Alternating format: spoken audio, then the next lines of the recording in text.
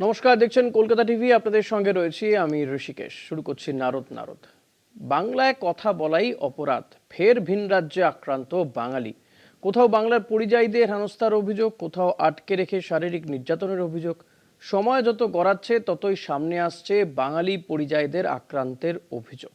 দেখুন, দিল্লি, মহারাষ্ট্র, তামিলনাড়ুর পর এবার পাঞ্জাব, ফের আক্রান্ত বাঙালি শ্রমিক। উত্তর 24 পরগনার বসিরহাটের গাফফার মণ্ডল 15 দিন ধরে হরিয়ানায় আটক বলে অভিযোগ পরিবারের। বাংলা ভাষায় কথা বলার জন্য বাংলাদেশি হিসেবে চিহ্নিত করে মারধর ও মানসিক নির্যাতনের অভিযোগ উঠেছে। শেষবার তার স্ত্রীর কাছে ফোন এসেছিল 11ই আগস্ট রাতে। দুশ্চিন্তায় পরিবারের সদস্যরা। পরিবার ইতিমধ্যেই মুখ্যমন্ত্রী ও জেলা প্রশাসনের কাছে লিখিত আবেদন করেছেন যাতে গাফফার সুরক্ষিতভাবে বাড়ি ফিরতে পারেন। ওনাকে আটকে রেখেছে, ওর খেতে না, ওখানে মারধর করছে, ব্যাগপত্র কেড়ে নিয়ে সরকার। উনি বাঙালি, তাই হ্যাঁ, আমরা চাই বাড়ি আসুক। শুধু বসিরহাটের গাফফার মণ্ডল নয়, ভিন রাজ্যে কাজে গিয়ে শারীরিক নির্যাতনের শিকার বীরভূমের নলহাটির বাসিন্দা। মুম্বাইয়ে রাজমিস্ত্রির কাজে গিয়েছিলেন তিনি। মালিকের কাছে পাওনা টাকা চাইতেই শারীরিক নির্যাতনের শিকার হন রাহুল সিং নামে ওই পরিযায়ী শ্রমিক। পরিবারের দাবি, তার একটি কান পুরোপুরি ও অন্য কানটি অর্ধেক কেটে নেওয়া হয়েছে। গুরুতর আঘাত লেগেছে মুখের বিভিন্ন জায়গায়। মুম্বাইয়ের হাসপাতালে প্রাথমিক চিকিৎসা হয় তার। সোমবার রাহুল নলহাটির বাড়িতে ফিরতেই ছেলের এমন অবস্থা দেখে কান্নায় ভেঙে পড়েন তার মা। আমার ছেলেকে না মেরেছে, হ্যাঁ, তাই জন্যে আমি বলতে চাচ্ছি যে ওরাও যেন শাস্তি পায়। একা পেয়ে 10 জনা মিলে ধরে ওর কান টানকে ছেটে দিয়েছে একদম। আমার গরিব মানুষ খাটতে গিয়েছিল, কাজ করতে গিয়েছিল পেটের জন্যে। আমি বলেন আসছে তো আমার ছেলে একদম হাঁটতে পারছে না। বসিরহাটের গাফফার মণ্ডল কিংবা বীরভূমের নলহাটির রাহুল সিং এর শুধু নন, ভিন রাজ্যে কাজে গিয়ে শারীরিক নির্যাতনের শিকার হয়েছিলেন দক্ষিণ 24 পরগনার বজবজের সোমা জমাদারও। বাংলাদেশি সন্দেহে তাকেও আটক করেছিল মুম্বাই পুলিশ। ভিন রাজ্যে বাঙালিদের হেনস্থা ও নির্যাতন নিয়ে ইতিমধ্যেই সরব হয়েছেন রাজ্যের মুখ্যমন্ত্রী মমতা বন্দ্যোপাধ্যায়। তারপরেও পরিযায়ীদের উপর নির্যাতনের ঘটনা কমেনি। সঞ্জিত চক্রবর্তী ও মনা বীরবংশের রিপোর্ট, কলকাতা টিভি।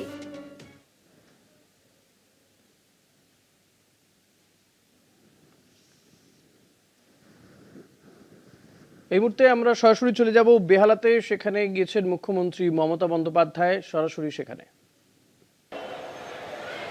ওরে এই স্টেশনটা হবে জায়গা কোথায় স্টেশন করার? নিজেরা বুক পেতে নিজেদের জায়গাও অনেক জায়গায় দিয়ে দিয়েছিল। কোন স্টেশনটার কি নাম হবে, সমস্ত কাজ তখনই প্রায় করা হয়ে গেছিল। আজকে আমি খুশি যে বেহালার মানুষের প্রাণের স্পন্দন স্পন্দিত হচ্ছে দেখে। আমি আপনাদের সকলকেই, আমরা ফ্রিডম অ্যাট মিডনাইট পালন করি দীর্ঘদিন ধরে, আপনারা জানেন, এবং এবারেই বা তার ব্যতিক্রম হবে কেন? সারা বাংলা জুড়ে আমাদের অনেক প্রোগ্রাম হয়, আমাকে আরও জায়গায় যেতে হবে। তারপরে কালকে আবার সকালবেলায় রেড রোডে প্যারেড আছে, যারা পারবেন নিশ্চয়ই আসবেন। কার্ড পেতে হবে তার কোনো মানে নেই, অনেক জায়গা থাকে, গিয়ে যে কেউ আসন গ্রহণ করতে পারে বা দাঁড়িয়েও দেখতে পারেন। আগে 15ই আগস্ট কোনো প্যারেড হতো না বাংলায়, জাস্ট একটা পতাকা তোলা হতো। কিন্তু আমরা আসার পর প্রথম বছরটা আমরা পতাকা তুলেছিলাম, কিন্তু তারপরের বছর থেকে আমরাই একমাত্র রাজ্য যারা রেড রোডে 15ই আগস্ট আমরা প্যারেড করি 26শে জানুয়ারির মতো। এবং সেই প্যারেডে আমার প্রশাসন থেকে শুরু করে, একেবারে শিক্ষায়তন থেকে শুরু করে, সঙ্গীত শিল্পী থেকে শুরু করে, খেলোয়াড়রা থেকে শুরু করে, সংবাদ মাধ্যম থেকে শুরু করে সকলে অংশগ্রহণ করে। আজকে স্বাধীনতার প্রাক দিবসে আমি সবাইকে অনেক অনেক অভিনন্দন জানাই, শ্রদ্ধার্ঘ্য নিবেদন করি তাদের, প্রণাম এবং সালাম জানাই তাদের, জয় জোহার জানাই তাদের, যারা জীবন দিয়ে এই দেশটাকে স্বাধীন করেছিলেন। একটা পার্ট স্বাধীনতার আগে পর্যন্ত, আর একটা পার্ট স্বাধীনতার পরে। এবং তারপরেও স্বাধীনতার পরেও যারা দেশটাকে রক্ষা করছেন, আমাদের পাহারাদার, আমাদের রক্ষী বাহিনী বলতে পারেন, প্রশাসন বলতে পারেন, সারা দেশের মানুষ বলতে পারেন, সবাই, তাদের সকলকেই আমি অনেক অনেক সলিডারিটি এবং স্যালিউট জানাচ্ছি। আপনারা অনেকেই হয়তো জানেন না, সে সময় যে গানগুলো ইভেন আজও আমাদের প্রাণবন্ত করে তোলে, তার মধ্যে একটি গান নিশ্চয়ই আপনাদের অনেকের মনে আছে, যারা গানটা নিয়ে একটু চর্চা করেন বা না করলেও, মুক্তির মন্দির সোপানো তলে কত প্রাণ হলো বলিদান, লেখা আছে অশ্রু জলে। জানেন কি গানটা কে লিখেছিলেন? মোহিনী চৌধুরী। এবং তার বাড়ি কোথায়? রবীন্দ্রনগরে, বেহালায়। তিনি যখন বেঁচে ছিলেন, আমি কিন্তু তাকে গিয়ে প্রণাম করে এসেছিলাম। তখন আমি যাদবপুরের এমপি ছিলাম এবং তখনই খোঁজ নিয়ে জানতে পারলাম যে মোহিনীবাবু এই বেহালায় বাস করেন, অথচ তার নামটা কেউ জানে না যে তিনি এই গানটা রচনা করেছিলেন। এরকম অনেক সময় হয়, যিনি গান গায় তার নামটা আমরা মনে রাখি, কিন্তু যিনি গানটা তৈরি করেন কথা দিয়ে সুর দিয়ে, সেটা আমরা অনেক সময় লক্ষ্য রাখি না, কিন্তু ইদানিং এটা লক্ষ্য রাখা হয়। আমার মনে আছে সম্ভবত তখনই, যখন আমি যাদবপুরের এমপি ছিলাম, একদিন আমি দিল্লি এয়ারপোর্ট দিয়ে আসছি, একজন বয়স্ক ভদ্রলোক আমাকে এসে বললেন, মমতাজি আপকো কুছ বাতানা হ্যায়। তা আমি বললাম বাতাইয়ে। উনি তখন আমাকে বললেন, আপকো পতা হ্যায় ए मेरे वतन को लोगों, जो गाना लता जी ने गाया उसको वाट किसने दिया था? हमने दिया था, लेकिन हमारा नाम किसी को पता नहीं है। ওনার নাম ছিল প্রদীপ বাবু। তখন থেকে আমি জানলাম এই গানটার লেখা উনি দিয়েছেন।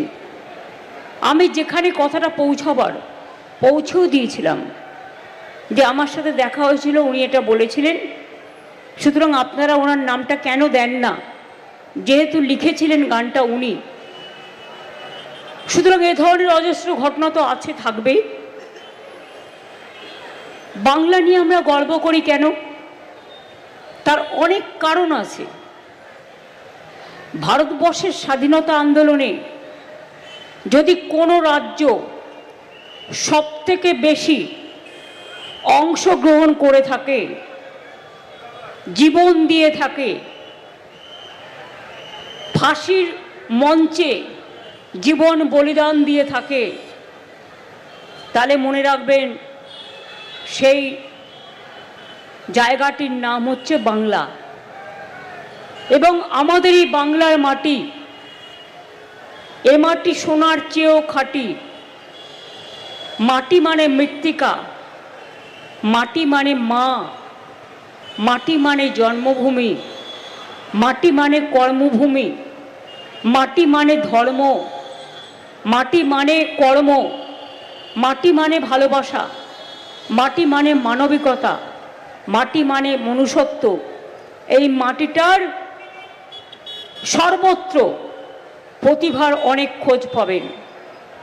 স্বাধীনতা আন্দোলন থেকে শুরু করে যত সংস্কার দেশে আজকে হয়েছে, আজকে মেয়েরা যে এগিয়ে এসে, আজকে মহিলারা এতটা এগিয়ে এসছে, অনুপ্রেরণা পাচ্ছে, আজকে কন্যাশ্রী দিবসও। আমার গর্ব হচ্ছে বলতে, আমি একটা কোয়ারি করেছিলাম যে আমরা কন্যাশ্রী প্রকল্প চালু করার পর ড্রপ আউট রেট কত কমেছে। আমি গর্বের সাথে আপনাদের বলি, কন্যাশ্রী চালু হয়েছিল 2013-তে, আজকে 12 বছর হলো। 14ই আগস্ট কন্যাশ্রী দিবস। আপনারা শুনলে খুশি হবেন।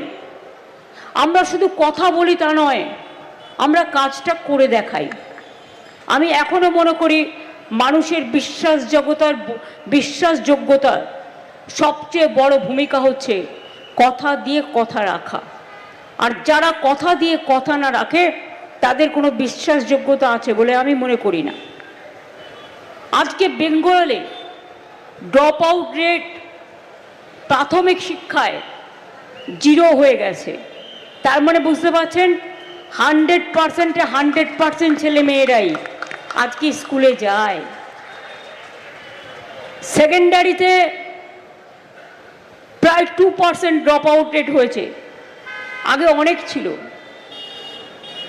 হায়ার সেকেন্ডারিতেও মাত্র 3%, কারণ হায়ার সেকেন্ডারিতে না, মানে হায়ার এডুকেশনে ইউনিভার্সিটি লেভেল ধরুন অনেক ছেলেমেয়েরা চাকরি করতে চলে যায়, অনেকে বিভিন্ন কাজে যায়, অনেকে বাইরে চলে যায়। সব দেখেও যদি দেখেন তাহলে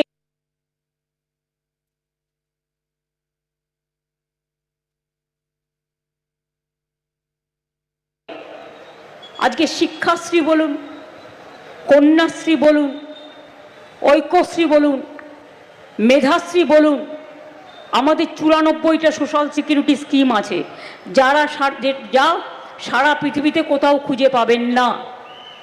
জন্ম হলেও যেমন আমরা একটা সবুজ হাসি দিই, বাচ্চাটাও বড় হবে, গাছটাও বড় হবে।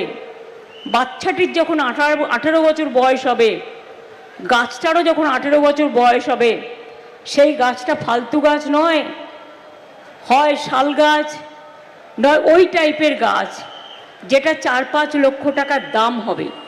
অর্থাৎ বাচ্চাকেও মা লালন পালন করছেন আর একটা বৃক্ষকেও লালন পালন করছে। একদিকে সবুজ বাঁচাচ্ছেন, একদিকে পরিবেশ বাঁচাচ্ছেন, আর একদিকে নিজের কর্মসংস্থানের জন্য একটা, আমি অনেক গ্রামের লোককে চিনি যারা ওই গাছ বিক্রি করে যারা মেয়ের বিয়ে পর্যন্ত দিয়েছেন। এরকম ঘটনা শুনেই আইডিয়াটা আমার মাথায় এসেছিল। সবুজ সাথী সাইকেল ক্লাস 9-এ সবাইকে আমরা ফ্রি দিই, জেলায় জেলায় প্রায় 1.5 কোটির মতো, সম্ভবত 1,35,33 তো হবেই। সকালেই আমি ফিগারটা বলেছি, যেহেতু আমার কাছে এখন নেই তাই সম্ভবত বলছি, এক্স্যাক্টলি বলতে পারছি না। আমরা সাইকেল দিয়েছি এত স্টুডেন্টকে। এখন তো স্কুলে গেলে মিড ডে মিল পাওয়া যায়। স্কুলে বাচ্চারা যে জুতোটা পরে, আমার আইডিয়া ছিল না। আমি একদিন কাকসা দিয়ে আসছিলাম, বীরভূম শান্তিনিকেতন হয়ে পানাগড়ের দিকে যাচ্ছিলাম, দেখলাম একটা স্কুলের বাচ্চারা দাঁড়িয়ে আছে, কচি কচি বাচ্চা, তাদের পাগুলো সব খালি। আমি তাদের জিজ্ঞেস করলাম, তোমাদের পায়ে জুতো নেই? বলল, না তো, আমাদের কারো জুতো নেই। আমি সঙ্গে সঙ্গে তদানীন্তন এডুকেশন মিনিস্টার ছিল পার্থদা, আমি বললাম ইমিডিয়েট বাচ্চাদের জুতো দেওয়ার ব্যবস্থা করুন। অনেক গরিব পরিবার আছে, তাদের জুতো কেনার পয়সা নেই, কিন্তু তাদের একটা জুতো কিনে দিলে তারা খুশি হয়। তখন থেকে শুরু হলো জুতো দেওয়া। এবার স্কুল ড্রেস আগে ফ্রিতে দেওয়া হতো না, আমরা দিতে শুরু করলাম। এবং সেগুলো বানাচ্ছে কারা? এখানকার লোকেরা, এখানকার মেয়েরা, সেলফ হেল্প গ্রুপ, সৃষ্টি বলুন, নানা রকম চাষিরা বলুন, যারা আর্টিজেন, কারিগর, তাঁত শিল্পী, তারা বানাচ্ছেন। 5 কোটি মিটার কাপড় সম্ভবত স্কুল ড্রেসের জন্য আমাদের কিনতে হয়। আর সেই কাপড়টা আমরা করি কাকে দিয়ে? এই আর্টিজেনদের দিয়ে, যারা আমাদের শিল্প গড়ার কারিগর। পুজোর সময় আপনারা দেখেন না, গ্রামের লোক আসে ঢাক বাজাতে, তাদের ইনকামও হয়।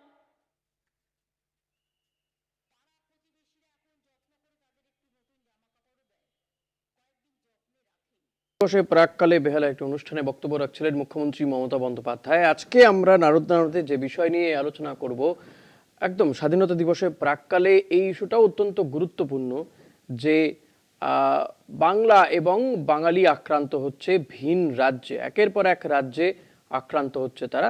আজকে আমরা এই বিষয় নিয়ে আলোচনা করব। আমাদের সঙ্গে রয়েছেন তৃণমূল নেতা জামশেদ আলী খান, রয়েছেন বিজেপি নেতা রাজা হাইত। আপনাদের দুজনকে স্বাগত জানাবো। আমি প্রথমে দুটো ইস্যু একটু বলে দিতে চাইবো যে উত্তর 24 পরগনার বসিরহাটে গফফার মণ্ডল 15 দিন ধরে হরিয়ানায় আটক রয়েছেন, তার পরিবার অভিযোগ করছে। অপরদিকে বসিরহাটের এই গফফার মণ্ডলের পাশাপাশি বীরভূমের নলহাটির বাসিন্দা, তিনিও মুম্বাইয়ের রাজমিস্ত্রি কাজে গিয়েছিলেন, তিনিও শারীরিকভাবে তাকে নির্যাতন করা হয়েছে, এই ধরনের অভিযোগ উঠছে। রাজাদা, এই একের পর এক অভিযোগ কেন আসছে? কেন বাঙালি পরিযায়ী শ্রমিকদের দেখলেই এই ধরনের ঘটনা ঘটছে? একের পর এক রাজ্যে ঘটেই চলেছে, থামবার নাম নিচ্ছে না কেন? তা আপনি একটা যেগুলো তুলে ধরছেন তার মধ্যে আমি আর একটা আপনি হয়তো ভুলে গেলেন। তামিলনাড়ুতে আপনার রাজীব শেখ, যার বাড়ি টাকিতে, তিনিও আক্রান্ত হয়েছেন। আপনি যদি এইটা নিয়েও শো করেছি দুদিন আগেই, আমাদের শো করেছেন, কিন্তু আপনারা এখন রাজীব শেখের কথা বলছেন, আবার আমির শেখ এমন একজন ব্যক্তি যাকে বাংলাদেশে পাঠিয়ে দেওয়া হয়েছিল, তাকে আবার ফেরত দিতে বাধ্য হয়েছে সরকার। তার যাবতীয় তথ্য প্রমাণ দেখে আবার তাকে ফেরত নেওয়া হয়েছে, মালদার বাসিন্দা। যাই হোক, আজকে আমরা এই দুটো বিষয় নিয়ে করছি। আপনি যেটা বলছেন সেটা নিয়ে আমরা আলোচনা করেছি। রাজাদা, আমি বারবার বলতে চাইছি যে শুধুমাত্র এই বাঙালি শ্রমিকদেরকে কেন আক্রান্ত হতে হচ্ছে বারবার করে? না, এটা একটা নোংরা ন্যারেটিভ তৈরি হচ্ছে। 26-এর আগে একটা রাজ্যের শাসক দল তারা একটা নোংরা ন্যারেটিভ তৈরি করছে। তারা কিন্তু এখনো বলতে পারেনি বাংলার থেকে কতজন পরিযায়ী শ্রমিক বাংলার বাইরে আছে। আর এই যে পরিযায়ী শ্রমিক আমরা যাদেরকে বলছি, আপনারা ঠিক করে বলুন তো কেন তারা পরিযায়ী শ্রমিক হচ্ছে? বাংলার কি আর্থিক অবস্থা আছে? তাদের কর্মসংস্থান কি আছে? আজকে যারা পরিযায়ী শ্রমিক আছে তাদের কথা বাদও যদি আমি দেই, যে শিক্ষিত রাজ্য থেকে আমাদের রাজ্যে আসে না, কাজ করতে কেউ আসে না? অন্য রাজ্যে কোনো পরিযায়ী শ্রমিক নেই? আপনি জানেন পরিযায়ী শ্রমিক খুবই কম আছে? কে বলেছে আপনাকে? রাজাদা, পরিযায়ী শ্রমিকের যে তথ্য, সবচেয়ে বেশি পরিযায়ী শ্রমিক হচ্ছে উত্তরপ্রদেশ, বিহারের। সেখানে কিন্তু সরকার থেকে বলা হয়েছে তাদের হলফনামা দিয়ে, কিন্তু আমাদের রাজ্য সরকার কি আপনাদের কি কোনো মাধ্যমকে কি আপনাদেরকে বলেছে যে আমাদের এত শ্রমিক আছে? 2011-তে যেখানে 5 লাখ ছিল সেটা বর্তমানে 50 লাখ ছাড়িয়ে গেছে। এই শ্রমিকগুলো কেন ওখানে, তাই কি ওখানে কেন পরিযায়ী শ্রমিকের সংখ্যা 50 লাখ? জামশেদদা, দেখুন, প্রথমে আমি একটা কথা বলবো যে পরিযায়ী শ্রমিক নিয়ে কথা বলার আগে বাংলা এবং বাঙালি নিয়ে যে অত্যাচার দেশ জুড়ে হচ্ছে, তো সেখানে আমি সবার আগে ধিক্কার জানাই বঙ্গ বিজেপির সেই সমস্ত নেতাদেরকে, বাঙালি নেতাদেরকে, যেখানে বাংলার বিরোধী দলনেতা রাজ্যের বাঙালি, যেখানে বাংলার বিরোধী দলের রাজ্য সভাপতি বাঙালি, তো তারা নিজেদেরকে ওই গুজরাটিদের কাছে এমনভাবে বিক্রি করে দিয়েছে যে যেখানে সারা দেশে বাঙালি শ্রমিক থেকে শুরু করে বাংলা ভাষা বলার জন্য যারা অত্যাচারিত হচ্ছে তাদের বিরুদ্ধে একটা কথা বলতে পারছে না, কারণ কথা বললেই তাদের পদ থাকবে না। এই যে গুজরাটিদের দ্বারা সমগ্র দেশ পরিচালিত হচ্ছে, তাহলে কি সারা দেশের মানুষ গুজরাটি বলবে না হিন্দি বলবে? দেখুন, বাঙালিকে হেয় করছে যারা, আজকে তারা ভুলে যাচ্ছে যে স্বাধীনতা আন্দোলন শুরু হয়েছিল কিন্তু বাঙালিদের হাত ধরেই। বাঙালির নেতৃত্বে কিন্তু সারা দেশ জাগে। গুজরাট, সেই জায়গায় দাঁড়িয়ে মহারাষ্ট্র, তামিলনাড়ু, পাঞ্জাবে, সেই সমস্ত জায়গাগুলোতেও কিন্তু সারা দেশে আক্রমণ হচ্ছে, সারা দেশে আক্রান্ত হচ্ছে। আপনি বললেন এবং সেটা নিয়ে আমি বলতে যেতাম যে এখানে একটা ন্যারেটিভ বিজেপি একটা ন্যারেটিভ তৈরি করার চেষ্টা করছে বাংলায়। বিজেপি একটা ন্যারেটিভ তৈরি করার চেষ্টা করছে বাংলায় যে মুসলিমরাই শুধুমাত্র পরাজয়ী শ্রমিক, মুসলিমরাই পরিযায়ী শ্রমিক এবং মুসলিমদেরকে অত্যাচার করা হচ্ছে। এই হিসাবে তারা একটা উগ্র হিন্দুত্ববাদকে জাগানোর চেষ্টা করছে। এবং সেখানে আপনি দেখুন নলহাটির রাহুল সিং, সে কিন্তু মুসলিম নয়, নিয়ে রাজ্য সরকার একটা নোংরা কিন্তু মুসলিম নয়। এই যে সারা দেশ জুড়ে মুসলিমরাই আক্রান্ত হচ্ছে এমনটা নয়, সেখান থেকে এই বাংলার থেকে যাওয়া শ্রমিক, পরিযায়ী শ্রমিক যারা, তারা আক্রান্ত হচ্ছে। এই যে রাহুল সিং মুম্বাইয়ে রাজমিস্ত্রি কাজ করতে গিয়ে বিজেপি যে একটা নোংরা ন্যারেটিভ তুলছে, কখনো বাঙালি অত্যাচার, কখনো মুসলিম অত্যাচার। কখনো বাঙালি অত্যাচার, কখনো মুসলিম অত্যাচার, দিনের শেষে কিন্তু বাংলার মানুষ অত্যাচারিত হচ্ছে এই বিজেপি শাসিত ভারতবর্ষে। ঘুরে যাচ্ছেন সংখ্যালঘুদের দিকে, বাঙালির থেকে উনি চলে যাচ্ছেন সংখ্যালঘুদের দিকে। রাজ্য সরকার অবশ্যই আরে সংখ্যালঘুটা তো যেটা আপনাদের বলছে- মূল এজেন্ডা, ওই ব্যবসা করে তো দেশ জুড়ে দাদা, আপনারা এটাও খাচ্ছেন। ঠিক যে এই যে সংখ্যালঘু তো বাঙালি আপনাদের মূল যাদের এজেন্ডা, ওটা ওই আক্রান্ত ব্যবসা করে হতে হচ্ছে, খাচ্ছেন। যারা আক্রান্ত হচ্ছে তাদের মধ্যে রাজনীতিতে maximum দেখা বিজেপির যাচ্ছে রাজনীতির সংখ্যালঘু। মূল বিজেপি ব্যবসা কিন্তু এবং মূল আর এক্ষেত্রে তো মোটোই আপনারা হচ্ছে আপনারা তো মুসলিম বলছেন বিরোধী যে একটা বাংলাদেশ ছড়িয়ে থেকে দেওয়া। আগত, তাই তাদের উপরে তাদেরকে জিজ্ঞাসাবাদ করা হচ্ছে। আপনারা এই সংখ্যালঘুদেরকে একটা আলাদা স্পেস দিয়ে দিচ্ছেন। এইটা দাদা, নিয়ে একটা নোংরা আমরা রাজনীতি এটা নিয়ে করছেন। অনেকগুলো অনুষ্ঠান আরে করেছি, তাতে আপনার দলের রাহুল নেতারাই রাহুল বলেছেন সিং কি যে সংখ্যালঘু বাংলাদেশ ছিল? থেকে আগত রাহুল লোকজন। সিং কি সংখ্যালঘু ছিল? দাদা আগে উত্তর দিন, রাহুল সিং কি সংখ্যালঘু ছিল? আগে উত্তর দিন, রাহুল সিং কি সংখ্যালঘু? সেটার বিরুদ্ধে উত্তর দিন। স্থানীয় প্রশাসন রাহুল কিন্তু সিং step সংখ্যালঘু? নিয়েছে। আপনার কিন্তু রাজ্য সরকার কোনো ছোট্ট ঘটনা স্থানীয় প্রশাসন স্টেপ নিয়েছে। কিন্তু একটা পরিযায়ী শ্রমিক তার ন্যায্য হকের টাকা আদায় করতে গেল মালিকের কাছে, সেখানে তার দুটো কান কেটে দেওয়া হয়েছে। আজকে যদি আপনার কান কাটা তো দূরে থাক, আপনার পরিবারের কেউ হতো, আপনার কেমন লাগতো? দেখুন, একটা আগে কথা মাথায় পরিচয়- রাখবেন, আগে কর্ম আজকে দিয়ে অন্যের এই ঘর পরিচয়ী চলছে, আনন্দ শ্রমিকদের করছেন, ফেরত আনুন। কাল আপনার যে ঘর রাজ্যে চলবে। আছেন সে রাজ্যে কোনো আর্থিক কোনো ব্যবস্থাই নেই। আর কি এখানকার বলছেন মানুষজন মশাই? পরিযায়ী শ্রমিক হতে যাবে পশ্চিমবঙ্গে কেন? আপনার পশ্চিমবাংলার ইউপি বিহারে মানুষদের আপনাদের ইউপি বিহারে পশ্চিমবঙ্গে কতজন শ্রমিক কাজ করে জানেন? পশ্চিমবঙ্গে কতজন ইউপি বিহারের লোক কাজ করে আপনি জানেন? কর্ম যে যেটার এক্সপার্ট, শুনুন, বোকার মতো কথা বলবেন না। যে যেটাতে এক্সপার্ট তাকে সেই কাজের জন্য মানুষ নিয়ে যায়, যে যেটাতে এক্সপার্ট তাকে সেই কাজের জন্য মানুষ নিয়ে যায়। বাঙালি তার মানে শ্রমিকদের আপনি মধ্যে বলতে অনেকেই চাচ্ছেন পশ্চিমবাংলায় বিশেষ কাজ করে নেই। আপনি রাজমিস্ত্রি বলতে থেকে চাচ্ছেন শুরু করে বিভিন্ন পশ্চিমবাংলায় কাজে কর্ম পারদর্শী, নেই। তাই তাদেরকে নিয়ে যাওয়া হয়, তার মানে আপনি তাদেরকে বলতে অনুদান চাচ্ছেন দেওয়া হয় না, পশ্চিমবাংলায় তাদেরকে কর্ম ভিক্ষা দেওয়া নেই। হয় না, তারা ন্যায্য মূল্যে তার মানে পরিশ্রম করতে যায় তার মানে আপনি বলতে এবং চাচ্ছেন সেই একই পশ্চিমবাংলায়- পরিশ্রম করে পশ্চিমবাংলায় বাংলায় কর্ম করে নেই, খাচ্ছে পশ্চিমবাংলায় কর্ম উত্তরপ্রদেশ নেই বলে থেকে শুরু তাদেরকে করে অন্য বিহার রাজ্যে থেকে নিয়ে শুরু করে যাওয়া আসা লক্ষ লক্ষ মানুষ। আপনি ভুলে যাচ্ছেন। আপনার আপনি আপনার এই আপনার লক্ষ চারপাশে লক্ষ বলতে মানুষের পারবেন নিয়ে- যে কারণ ইউপি বিহার আপনার থেকে আসা কোনো কারণ লোক আপনার বাংলায় করে বাংলায় খাচ্ছে কোনো না? কাজ নেই। আপনি বাংলায় বলতে কোনো পারবেন?